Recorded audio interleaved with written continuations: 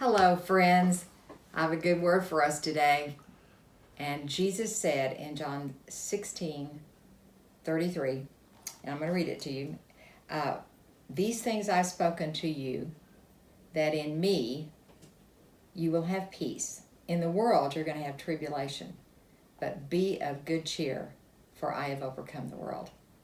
Okay, I started thinking about that.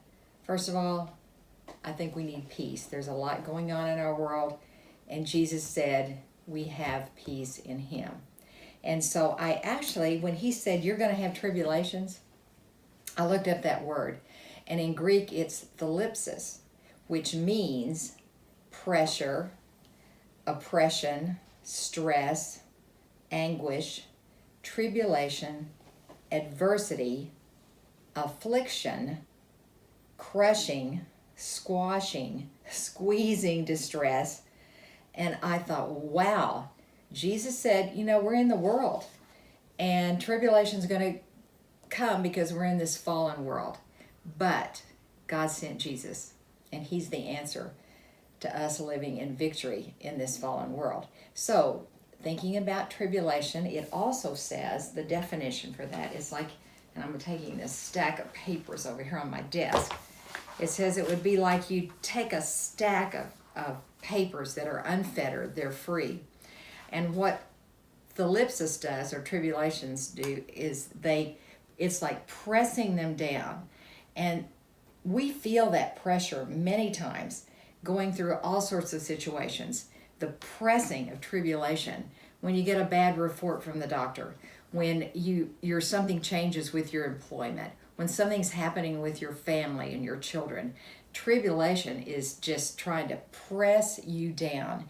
And that word thalipsis also means like the pressing of grapes when they're made into wine, or pressing of olives when they press the olive to get the oil out of it. But it's that pressing. And that's what the world would do to us. That's what the enemy would do to us, is press us down. And we have a choice when it comes to tribulation coming into our lives or on our lives. And we can either get under it, we can either let it keep us down, get into self-pity, oh, woe is me, why did this happen to me, and that kind of attitude, oh, poor me. Or we can have the attitude of, Jesus, I know I'm in the world, but you said you would give me peace through this tribulation that I'm going through right now.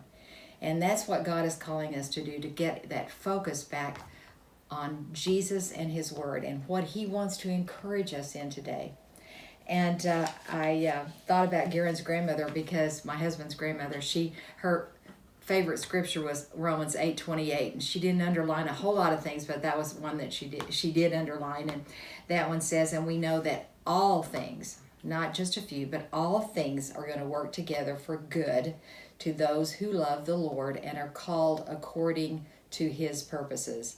I believe, my friends, that you are called for the purpose of God in this hour. And that is my prayer for you, that you'll keep your focus on Jesus.